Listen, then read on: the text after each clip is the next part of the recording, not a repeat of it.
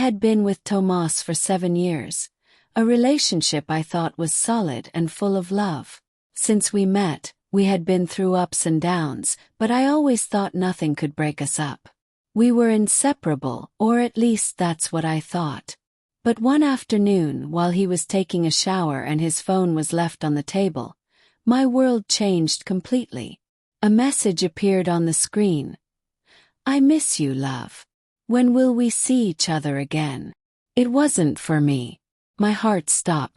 I knew what I saw couldn't mean anything good. My chest filled with a stabbing pain, one I didn't expect to feel. I was paralyzed. For a few minutes, I did nothing but stare at the screen, reading the message over and over again, hoping it was all a misunderstanding. But it wasn't. When Tomás came out of the shower with a carefree smile, I gathered my courage. "Who is she, Tomás?" she asked, showing him the phone with shaking hands. His face changed. At first, I tried to deny everything, but after a few seconds of awkward silence, he confessed.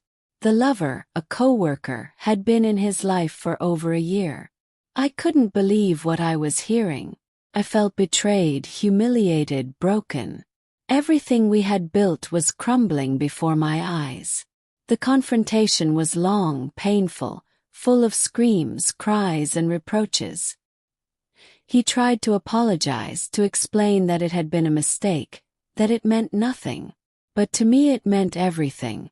Finally, I couldn't bear the truth any longer. I ran out of the house, blinded by tears, not knowing what to do or where to go. My mind was full of blurred images. I ran through the streets, losing myself in my own pain, not paying attention to anything. The cold of the night and the echo of my footsteps only increased my feeling of emptiness. I didn't see the car coming. The blow was brutal, and suddenly everything went dark. I woke up in the hospital days later, surrounded by machines, my body in pain, and a strange feeling of emptiness in my head. I couldn't remember who I was or why I was there. Everything was a blur. Tomás was at my side. He looked at me with a mixture of relief and sadness. It was a familiar face, though I couldn't remember where from. When he told me he was my partner, I felt a slight tug in my chest, as if part of me knew he was telling me the truth. The doctors explained that he had suffered severe head trauma, and that amnesia was a common consequence. Tomás became my only connection to my previous life. Although I had no memories of him or our relationship, his dedication and care made me feel safe. He was at my side every day, helping me walk, holding me when my strength failed me, and telling me about our past together. After leaving the hospital, Tomás and I tried to piece together what had been lost. He was more attentive than ever. He would organize little getaways on the weekends, where we would go to places that were supposedly special to us. The park where we had our first date, the beach where he had asked me to be his girlfriend, even the cafe where we used to spend hours talking. These moments seemed to be important to him, and little by little I began to feel a connection. Even though I had no memories of our past, we began to create new ones. We would go out to dinner, watch movies together, and he would cook me my favorite dishes, or at least what he said were my favorites. He was sweet, attentive, and made me laugh. Amnesia had erased the pain, and everything seemed fine. Tomás also told me stories about our life before the accident. Our vacations, birthdays, Christmases together, the little arguments that ended in laughter. Every word he said made me feel like I was rediscovering a version of myself that I had forgotten. At times, I even thought that maybe the accident had been a second chance for us to start over. But there was something I couldn't ignore. In the moments of silence, when Tomás thought I wasn't aware, I saw him deep in dark thoughts, as if he were carrying a guilt that he wasn't telling me. Every time he talked about our past, he avoided certain details, as if he were omitting something important. I didn't know what, but I felt it. Months after I left the hospital, Tomás took me to a surprise dinner. He had organized a perfect evening, A table lit with candles, flowers scattered around the place, and soft music playing in the background. While we were eating, his gaze was different. He looked at me as if he were seeing something fragile, something he was afraid of losing forever. "Isabel, I love you," he said, taking my hand firmly. "I know you don't remember everything we've been through, but I want you to know that I'm here, and I always will be." I felt the warmth of his hand in mine, but before I could respond, something inside me broke. The images came back suddenly like an avalanche. The decision to leave had been growing inside me, like a shadow that grew heavier with each passing day. As I prepared to leave behind everything I had known, the pain of goodbye settled in my heart. I knew I had to be strong, but the truth was that every step I took toward the door felt like a betrayal of everything we had shared. Tomás had become a pillar in my life during these months, and although his past had left me with deep wounds, there were moments worth remembering. As I packed my things, every object I touched seemed to tell a story. The coffee mug he had accidentally broken one Sunday morning, the photographs of our walks, the letters I never sent him. Everything reminded me that, despite the pain, there was a spark of happiness amid the sadness. As I finished packing, the sound of footsteps made me turn. It was Tomás, and his expression was one of uncertainty.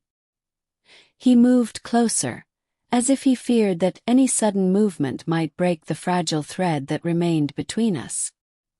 His gaze reflected a mix of anxiety and sadness, and in that moment, I knew that he, too, felt the burden of our impending separation. "Isabel," he said, his voice shaking. "Why are you doing this?" My words were stuck in my throat.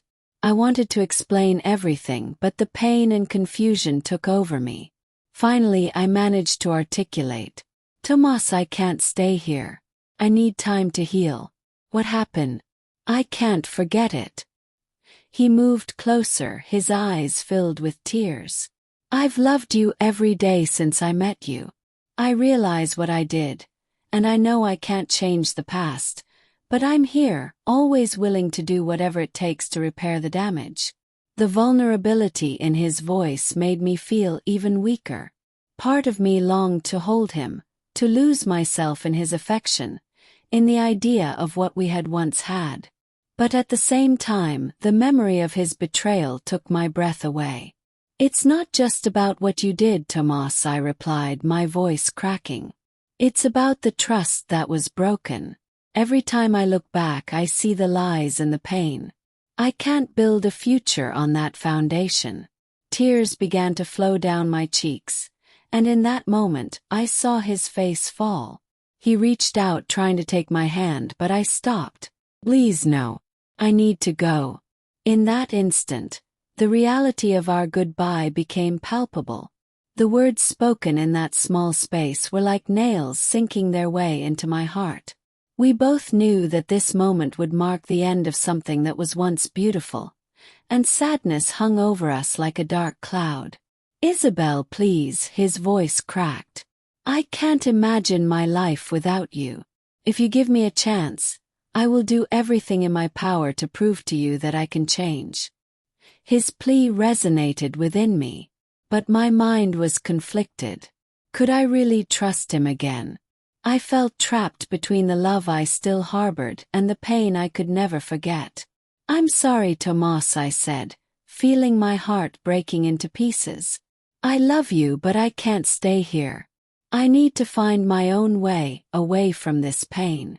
And as those words left my mouth, I felt my heart break. It wasn't just a physical goodbye. It was a goodbye to what had once been my home, to the idea of a shared future that had vanished into thin air. Tomás stood still, the desperation in his eyes undeniable. He pulled me close to him and held me tightly. I couldn't help it. The memories of what we had came back to me with a painful intensity. I clung to his embrace, wishing time would stop, that this wasn't happening. "I'll always be here for you, Isabel. Always," he whispered in my ear. His voice filled with pain and regret. With one last look, I slowly walked away. Each step felt like a goodbye to my own life. As I reached the door, I paused for a moment and looked at him. In his eyes was an ocean of sadness, a mix of love and guilt that I could never fully understand. "Goodbye, Tomás," I said, feeling my heart tearing apart. Without waiting for a reply, I opened the door and stepped out. The cool night breeze hit my face, and in that instant, I knew it was time to start over. I walked into the unknown, feeling a mix of pain and release. It was a new beginning, a path to healing. Even though I didn't know what the future held, I was determined to find myself and rebuild my life, step by step, in a place where I could forget the past and find peace.